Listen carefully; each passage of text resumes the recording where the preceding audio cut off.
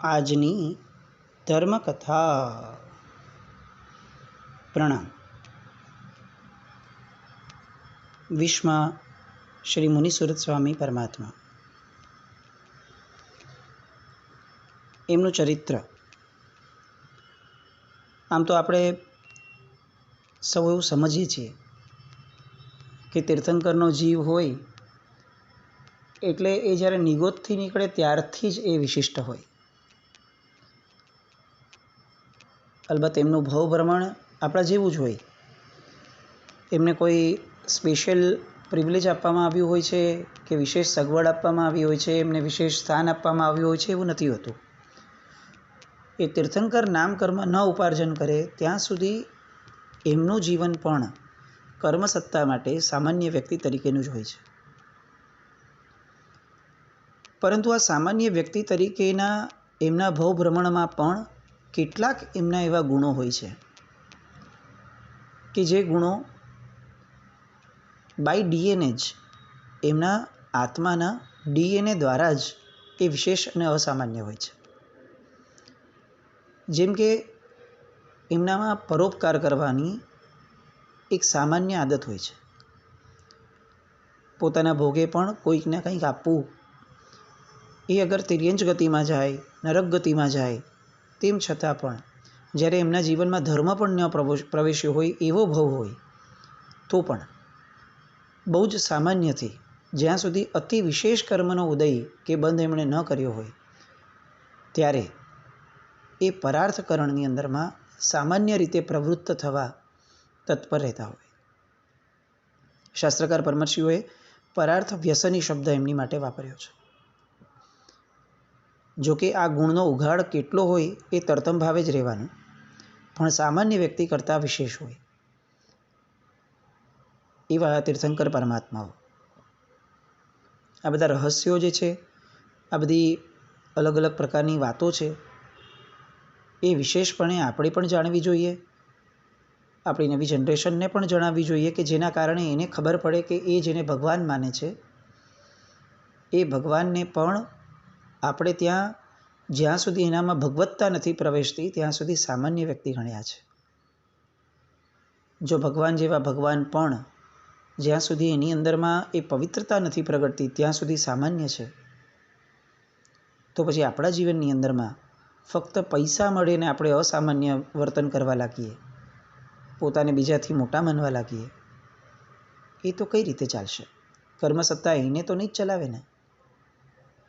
આવી ઘણી બધી શીખો આપણને પરમાત્માના ચરિત્રોમાંથી મળે છે જો આપણે મેળવીએ તો. અને એને અલગ અલગ સ્વરૂપે બાળકો સુધી, આપણા મન સુધી પહોંચાડવી જરૂરી છે. એવું પણ નથી કે આ દોષ ફક્ત બાળકોમાં છે કે અત્યારની નાની જનરેશનમાં જ છે. આ વાત તો અત્યારે આપણે પણ વિશેષપણે સમજવા જેવી છે.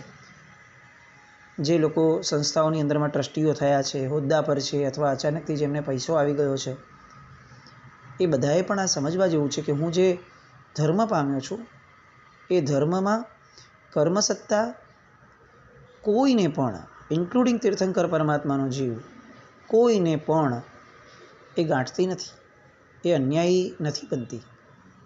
એ કોઈનો પણ ન્યાય કરવા માટે સક્ષમ છે અને કાર્યરત છે. તો પછી મારો પણ કરશે. આપણે ગઈકાલ સુધી શિવકેતુનો ભવ જોયો. આજે હવે આપણે પરમાત્માના બીજા ભવ કુબેર દત્તના ભવ તરફ આગળ વધવાનું છે. પણ એક સામાન્ય અનુપ્રેક્ષા વિચારવા વહેતી મૂકવાનું મન થયું. આપણે શિવકેતુને ખૂબ વ્યવસ્થિત રીતે સમજ્યા, એમની મનોવૃત્તિને, 8 વર્ષના બાળકની. ખાલી એક પરિપ્રેક્ષની અંદરમાં આપણે વિચાર કરીએ. વિશ્વભૂતિ, એમના પિતા જન્મથી બ્રાહ્મણ, ચુસ્ત બ્રાહ્મણ, પુરોહિત, યજ્ઞયાગ વગેરે કરાવવાના, એટલે પોતાની તમામ જે ક્રિયાઓ છે, જે એમને મળેલી વારસામાં ધર્મ ક્રિયાઓ, એને જ સત્ય માનવાની, એના આધારે જ જીવન જીવવાનું, અને છેક રાજા સુધી પોતે એ યજ્ઞયાગ વગેરે ક્રિયાઓની અંદરમાં જાણે એસ્ટાબ્લિશ હોય, સ્થાપિત હોય એવા પ્રકાંડ જ્ઞાની બનવાનું, આવું જ એનું જીવન હતું. એ વ્યક્તિને એક 8 વર્ષનો બાળક એ જ્યારે કંઈક ધર્મ સમજાવવા બેસે છે એની બુદ્ધિ પ્રમાણેનો, શરૂઆતમાં તો એમ જ હતું કે એની બુદ્ધિ પ્રમાણે બોલે છે, એ સમયે જો એને એ કંઈક લોજિકલ લાગ્યા, એનો પુત્ર એને લોજિકલ લાગ્યો, તો એ ખરેખર સમજે છે, ભલે આર્ગ્યુમેન્ટ્સ કરે છે, પોતાના ડાઉટ્સ બધા ક્લિયર કરે છે, કદાચ પોતાની મતિ પ્રમાણે શરૂઆતમાં આક્રોશ પણ કાઢે છે,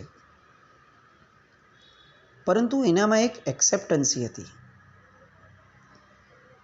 કે જેના કારણે તત્વ અગર મારું ખોટું છે અને કોઈક મને તત્વ સાચું સમજાવે છે તો પછી સ્વીકારવાનો ભાવ અને એને સુધારવાનો ભાવ એ બંને એ પ્રગટાવી શક્યા. મૂળ વાત કયો ધર્મ સાચો ને કયો ધર્મ ખોટો એ નહોતી.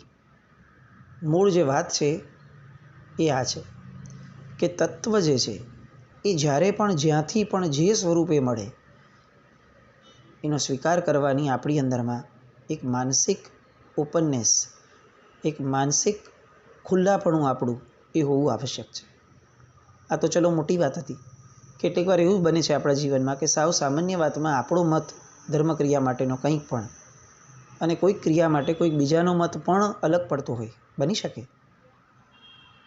તો એવા સમયે પણ શું આપણી ઓપનનેસ આ વિશ્વભૂતિ જેટલી પણ છે?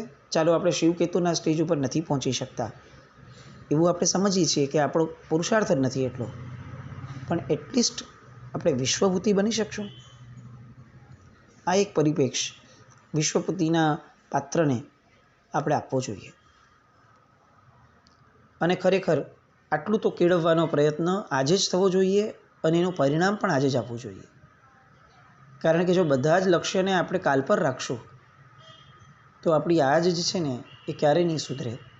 અને જીવનની અંદરમાં હંમેશા જે સુધરે છે ને એ આ જ હોય છે, કાલ ક્યારેય સુધરતી નથી, કારણ કે કાલ આપણા હાથમાં જ નથી. આવી એક વિચારણા તરફ આગળ વધવા જેવું છે. કુબેરદત્તના ભવ તરફ શરૂઆત કરીએ. જંબુદ્વીપ, મહાવિદ્ય ક્ષેત્ર, પુષ્કરાવર્ત નગરી, પુષ્કલાવતી વિજય આપણી માટે બધા પરિચિત નામો છે. સિમંદર સ્વામી ભગવાનને આપણે જે નગરી દ્વારા એમને ગાઈએ છીએ, સ્તવીએ છીએ, પોખલવઈ વિજય એ જયો રે, એ જ નગરી. એ નગરીની અંદરનું એક ગામ, નામ વિશ્વપુર. રાજાનું નામ વિશ્વકાંત અને રાણીનું નામ વિશ્વકાંતા. ધર્મપરાયણ અને ન્યાયપ્રેમી રાજા, પ્રજાપ્રેમી રાજા. બધું જ સુખ જીવનની અંદરમાં, ફક્ત એક જ દુઃખ બંને જણને કે ખોળાનો ખૂંદનાર એક પણ નથી. આખું રાજ્ય એને પ્રેમ કરે છે, આવડું મોટું રાજ્ય છે, સુખ છે, આટલું બધું જ છે, પણ પુત્ર નથી. સ્વીકારી પણ લીધું હતું કેટલેક અંશે કે ભાઈ આપણા ભાગ્યમાં નહીં હોય એટલે જ નહીં મળતું હોય, પણ તેમ છતાં બધી જ વાતો ચાલતી હોય, રંગરાગ ચાલતા હોય, અચાનક જ કંઈક બાળકને અનુરૂપ વાતો આવે અને મનની અંદરમાં ઉદાસી છવાઈ જાય. આવું સામાન્ય રીતે જીવનમાં ચાલતું રહ્યું અને એકવાર ફરતા ફરતા એક રસાલો એમનો નીકળ્યો બહારના રાજ્યના બહાર ઉદ્યાનની અંદરમાં, જે ઉદ્યાનની અંદર એક કુબેર યક્ષનું ચૈત્ય એટલે કે મંદિર હતું. રાજાએ મંદિર જોયું અને ભલે કોઈનું પણ મંદિર હોય પણ સામાન્ય માન તો પ્રગટે, એટલે એ રથમાંથી ઉતર્યા અને મંદિરમાં ગયા તો યક્ષરાજની ભવ્ય પ્રતિમા જોઈ. ત્યાં ઊભા, થોડી સ્તુતિ વગેરે ગાન થયું, રસાલા સાથે હતા, સમજતા હતા કે કુબેરદેવ એ તો ધન વૈભવના દેવ છે, જે જોઈએ તે આપી દે, પણ મારે ધન વૈભવની હવે બહુ વાંછા નથી, મારે તો સંતાનની વાંછા છે. જો આ મારી સંતાનની ભૂખ આ કુબેરદેવ જો પૂરી કરી આપે તો ખરેખર એ એમની જીવનભર માટેની ઉપકારિતા રહેશે. અને એટલે જ એમણે મનોમન સાહજિક રીતે એમને જે સ્ફૂર્યું એ રીતે એમણે માનતા માની કે હે કુબેરદેવ, જો આપના પસાયે મને દીકરો થશે તો હું આપની પૂજા નિમિત્તે મહોત્સવ ઉજવીશ, મેળો ભરીશ અને મારા એ પુત્રનું નામ આપના નામ પરથી રાખીશ. હે દેવ, કૃપા કરજો અને મારી મનોકામના પૂરી કરજો. એમને માનતા માન્યા પછીથી મનમાં કેટલીક હળવાશ અનુભવાય. એમને પણ સારું લાગ્યું. સમય થોડો ઘણો વીત્યો અને કુદરતની કરામત થઈ. થોડા દિવસોની અંદરમાં રાણીજીને રાત્રે સ્વપ્ન આવ્યું. જે સ્વપ્નની અંદરમાં એમણે સઘળા શણગાર સજેલા કુબેર યક્ષરાજને પોતાને આશીર્વાદ આપતા જોયા. રાણી તો ધન્ય ધન્ય થઈ ગઈ. આવીને સવારના પોરમાં રાજાજીને વાત કરી. રાજાજી પણ ખુશખુશાલ થઈ ગયા. સમજ્યું એમને કે મેં જે માનતા માની હતી એ માનતાને હવે સફળ બનાવવાની દિશામાં આ યક્ષરાજ આપણી પર અનુગ્રહ કરી રહ્યા છે. અને હવે એમણે તરત વર્ણવીને કીધું સ્વપ્નનું ફળ કે કુબેર યક્ષ જેવો રૂપાળો, ઐશ્વર્યવાન અને શ્રેષ્ઠ ગુણ સંપન્ન એવો પુત્ર તમને થશે. શુકનની ગાંઠ બાંધી. આ એક આપણી પ્રણાલિકા હતી. કોઈ સારો શબ્દ બોલે, આપણી માટે કંઈક બહુ જ સારા આશીર્વાદ આપે, અથવા આપણને બહુ જ સારું સ્વપ્ન આવે, તો એ સમયે એક શુકનની ગાંઠ વાળવાની હોય. એ ગાંઠને સાચવી રાખવાની હોય. કોઈક કપડાની અંદરમાં, કોઈક દોરાની અંદરમાં એ ગાંઠ વાળી અને એને એક બહુ સારી જગ્યાએ, પવિત્ર જગ્યાએ એને મૂકી રાખવાની હોય. આ ગાંઠવાળી શબ્દ જે આપણે ઘણીવાર ફ્રેઝ તરીકે સામાન્ય જનજીવનમાં આપણે ઉપયોગ કરીએ છીએ ને, એ આ ગાંઠવાળી એટલે આ ગાંઠ વાળવી એટલે મનની અંદરમાં કોઈના પ્રત્યેનો અભાવ, દ્વેષ એ એકદમ પકડીને રાખવું. આપણે એ પરિપ્રેક્ષને ખાલી જાણીએ છીએ, પણ એનો મૂળભૂત પરિપ્રેક્ષ આ હતો કે કોઈ બહુ સારા શબ્દો બોલે તો તરત દોરાની અંદરમાં, કપડાની અંદરમાં ક્યાંય પણ એક ગાંઠ વાળી દેવી. અને એ જેના નામની ગાંઠ વાળી છે, જે વસ્તુ માટે, જે શબ્દ કે વાક્ય માટે, એ જ્યાં સુધી ચરિતાર્થ ન થાય ત્યાં સુધી એ ગાંઠને સાચવીને રાખવાની. અને જેવું એ ચરિતાર્થ થાય એટલે એ ગાંઠ ખોલવાની. પણ આ ગાંઠ વાળવાથી, એ શુકન કહેવાય છે એક પ્રકારનું, એ ગાંઠ વાળવાથી આપણને બોલાયેલા શબ્દો એ પકડાઈને રહે છે અને એ જે આશીર્વચન અથવા એ જે કૃપાબળ છે એ આપણી દિશા તરફ કાર્યરત બને છે. રાણીએ પણ એવી રીતે કર્યું. શિવકેતુનો આત્મા કે જે ગયા ભવની અંદરમાં અણમાનીતો પુરોહિત પુત્ર હતો જન્મતા, પછીથી આરાધક બાળમુનિ થયો અને છેવટે સૌધર્મ દેવલોકના સોહામણા દેવ થયા હતા. એ હવે એમની દેવભવની આવરદા પૂરી કરી અને ચ્યવન પામી રાણી વિશ્વકાંતાની કુક્ષીએ પુત્ર તરીકે પધાર્યા. આ સ્વપ્ન દર્શન તો થયું હતું એટલે એટલું તો ખ્યાલ હતો જ કે હવે જે પુત્ર આવશે એ કંઈ બહુ પવિત્ર આવશે. દેવદત્ત પુત્ર છે એટલે દેવનો આપેલો પુત્ર એ સામાન્ય પણ ન હોય, એવી જ રીતે એ બહુ વિશેષ પાપી પણ ન હોય. ગર્ભની અંદરમાં આવેલા બાળકના લક્ષણો કેવો એ થવાનો છે, કેવું જીવન એનું હશે, એ માતાને એના ગર્ભમાં આવવા માત્રથી પોતાના વિચારમાં આવતા પરિવર્તનથી સમજાય. જેને દોહિલા કીધા છે આપણે ત્યાં. આપણે ઘણીવાર આ શબ્દ સાંભળ્યો છે, પણ બહુ પ્રામાણિકપણે એમ કહું કે આપણે ધર્મને આપણા જીવનમાં ક્યાંય એન્ટર જ નથી થવા દીધો. ધર્મની વાતોને ક્યારેય આપણે એ વિચારણામાં લાવતા પણ નથી. આપણે ફક્ત એવું જ વિચારીએ છીએ કે આ ફક્ત સાંભળવાની જ ઘટના છે. બસ એ જ્યારે પર્યુષણા વગેરેમાં કે હાલરડા વગેરેમાં સાંભળી લઈએ કેટલીક વસ્તુઓ, એ સાંભળી લેવાની, એની પર વિશ્વાસ કેળવવો, એ આપણા જીવનમાં થાય છે કે નહીં, થાય છે તો કઈ રીતે થાય છે, એને માણવું, એને સારી રીતે પોતાના વ્યક્તિઓ સાથે શેર કરવું, આવું આપણા જીવનમાં કોઈ લક્ષ્ય જ નથી. કારણ કે આપણી દૃષ્ટિએ ધર્મની કોઈ વિશેષ મહત્તા જ નથી. એ ફક્ત એક સાંભળવાની વસ્તુ છે અને આપણું કમનસીબ છે. ધર્મ એ જીવવાની વસ્તુ છે. આવા દોહિલાઓ એ દરેક માતાને થતા હશે. એવું નહીં કે તીર્થંકરની માતાની મોનોપોલી હતી, એવું તો એમનું વર્ણનમાં આવે છે એટલે આપણને ખ્યાલ આવે છે કે માતાને પણ થતા હતા. બાકી તો દરેકે દરેક સ્ત્રીને થતા હશે. અંદરમાં રહેલું બાળક એનું છતાં પણ છતુંપણું થવું એ કેવો છે એ માતાને પોતાના સૂક્ષ્મ વિચારના પરિવર્તનથી સમજાય.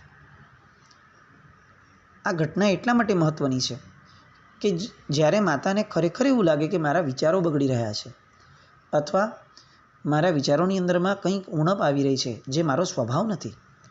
પહેલાં મને આટલો ગુસ્સો નહોતો આવતો, પહેલાં મને આવું ખાવા પીવાનું મન નહોતું થતું સામાન્યથી, પણ હવે વિશેષપણે થાય છે, થોડું ઇન્ટેન્સ થાય છે. તો માતાને સમજી શકાય કે મારી અંદરમાં રહેલા ગર્ભનો આ પ્રભાવ છે. તો એ પોતે હવે એના લાલન પાલનની અંદરમાં જેમ શરીરને આ રીતે મૂવ ન કરવું, એનું આ રીતે ધ્યાન રાખવું, એવા બાહ્ય લાલન પાલન કરતી હોય, એવી રીતે હવે એ અભ્યંતર લાલન પાલનમાં પણ એટલી જ કાર્યરત બને. કારણ કે એ જૈન માતા છે, એ આર્ય માતા છે. એની દૃષ્ટિએ બાળક ફક્ત રૂપાળો થાય, એ જાડો થાય, વ્યવસ્થિત સશક્ત થાય, એ એટલું મહત્ત્વનું નથી. જેનાથી વધારે મહત્ત્વનું એની માટે એ હોય કે સારો થાય.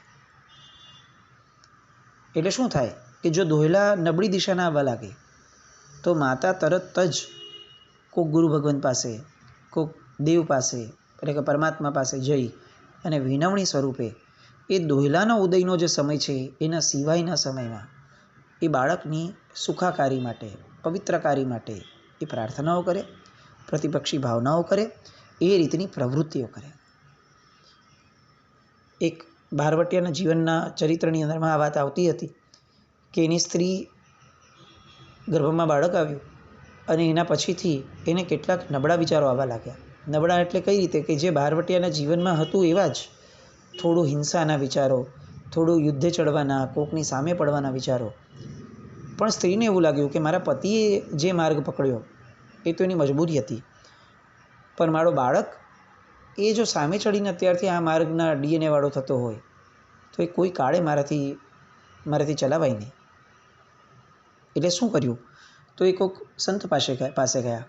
સંતની પાસે જઈને એણે વિનંતી કરી કે મારા દોહલાઓ આવા કેમ થઈ રહ્યા છે, હવે એનું કંઈક તમે મને પરિવર્તન કરવા માટેનું કંઈક બળ આપો, દિશા આપો. અને પેલા સંતે કહ્યું કે જો આવું જ થતું હોય ને તો એનો અર્થ એ છે કે આ બાળકને સત્તાની અથવા ધનની ભૂખ હશે. તું એક કામ કર, કોક બ્રાહ્મણ કે જે પાઠશાળા વગેરે ચલાવતા હોય, ગુરુકુલ ચલાવતા હોય, એની ઝૂંપડીની બહાર જઈ અને રોજ ઝાડુ કાઢ, કચરો વાળ. શું થશે કે ઓલા વેદના વગેરેના જે પવિત્ર શબ્દો છે એનો ઘોષ સતત તારા મનમાં થશે. નંબર 2, સાવરણી અથવા કચરો કાઢવાના કારણે તારા મનની અંદરમાં સેવાનું પરિણામ જાગશે. અને એ સેવા પણ કોની? તો કે ગુરુજનની. આવું તું કરવાનો પ્રયત્ન કર, એની અસરો ધીરે ધીરે ધીરે પેલા બાળક પર થશે. અને ઇતિહાસ એવું કહે છે, એ ચરિત્ર એવું કહે છે કે એ બાળક જન્મ્યો અને બહુ મોટો સંત થયો. આ બધું તો જ ધ્યાનમાં રાખી શકાય જો માતા પોતે પોતાના બાળકની નાનામાં નાની વિચારણા જે એને દોહલા સ્વરૂપે આવી રહી છે એના પ્રત્યે ઉપયોગવંતી હોય. હવે એ જ જો મોબાઈલની અંદરમાં રહેવાની, એ જ જો ટીવી અથવા એ ભોગવિલાસના વાતાવરણમાં રહેવાની હોય તો પછી આ બધી અપેક્ષાઓ કોના પ્રત્યે રાખવાની? અને જે માતાએ ગર્ભના સમયની અંદરમાં આવા ભોગવિલાસ તરફ જ ધ્યાન આપ્યું છે એ હવે એનો બાળક સારો થાય એવી અપેક્ષા રાખે તો કુદરત પૂરી પણ કેમ કરે? એ એને લાયક જ નથી.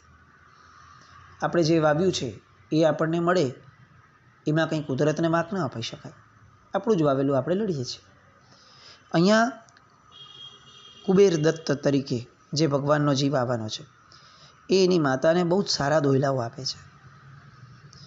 કેટલીક વાર કોઈ ઓછો નબળો જીવ આવ્યો હોય ને તો એ માટી ખાવાના અથવા આવું હલકી વસ્તુ ખાવાના ઓરતાઓ આપે. અને કોઈ ઉત્તમ જીવ અવતર્યો હોય તો સત્કાર્યો કરવાના અભિલાષ માતાને જાગે. અહીંયા જેમ જેમ મહિનાઓ ચડતા ગયા તેમ તેમ ઉત્તમ એવા ઈચ્છા શક્તિના એવા દોહિલાઓ એ જાગવા માંડ્યા. દેવાધિદેવના દેરાસરમાં પૂજાઓ રચાવું, સાધુ ભગવંતોને વંદન કરવું, ધર્મ સાંભળવું, દીન દુઃખીઓને દાન કરવું, આવી બધી ઈચ્છાઓ થવા લાગી જે પૂરી થતી ગઈ. આ રીતે પુષ્કળ ખ્યાલ રાખતા રાણીને 9 માસ પૂર્ણ થયા અને એક શુભ દિને શુભ યોગે રાણી વિશ્વકાંતાએ પુત્રને પ્રસવ્યો. પ્રસૂતિની પીડા તો ચોક્કસપણે મરણની પીડા કરતાં પણ ભયાનક હોય છે, પણ માતૃત્વનો આનંદ એવો છે કે જે પીડાને પણ નગણ્ય કરાવી દે છે. બહુ સહજ વાત છે. માતા પ્રસવ સમયે જે પીડા અનુભવે છે એ પીડા જગતની અંદરમાં બીજી એક પણ વ્યક્તિને કોઈક બીજા માટે અનુભવવા માટે જો આપણે પ્રેરણા કરીએ તો કદાચ કોઈ જ તૈયાર ન થાય. અને આવી ભયંકર પીડા સહન કરી હોવા છતાં માતા એ પ્રસવને પણ આનંદની ઘટના ગણે છે, કારણ કે એનામાં માતૃત્વ પ્રગટ્યું છે અને આ માતૃત્વ એ પરોપકાર પ્રેરિત પદ છે. એ સદાકાળ પરાર્થકરણ માટે જે તત્પર રાખે, ભલે એની રેન્જ અત્યારે એક જ બાળક પૂરતી છે, પણ મૂળમાં એ જીવ માત્ર પ્રત્યે પરાર્થકરણ કરાવવાની દિશામાંનો એક ભાગ છે. એટલે આપણે ત્યાં માતૃત્વને બહુ પવિત્ર કીધું છે. પુત્ર જન્મ્યો, દાસીઓ દોડી રાજાને વધામણી આપી. રાજા આનંદ વિભોર થયો, નગરમાં ઉત્સવ મંડાયો. પોતાના રાજાને ત્યાં પુત્ર જન્મ્યો છે, પારણું બંધાયું છે, આટલા વર્ષે એનો એક એક વ્યક્તિએ આનંદ માણ્યો. 10 દિવસનો ઉત્સવ થયો. કુબેર યક્ષના ઉપવનની અંદરમાં એ સરસ મજાનો મેળો રચાયો, અતિ ભવ્ય એવો, અને ત્યાં એમની ઉત્તમ પૂજા ભક્તિ થઈ. સૌની સમક્ષ કુબેરદેવના સાનિધ્યમાં એ પુત્રનું નામકરણ થયું, કુબેર દત્ત. હવે આ કુબેર દત્તના જીવનના એક પછી એક પાસાઓ, એની માટે ફરીથી આપણે આવતીકાલે મળીએ. જીના જ્ઞામૃત કંઈ પણ બોલાવ્યું હોય તો મિચ્છામિ દુક્કડમ. જૈનમ જયતિ શાસન.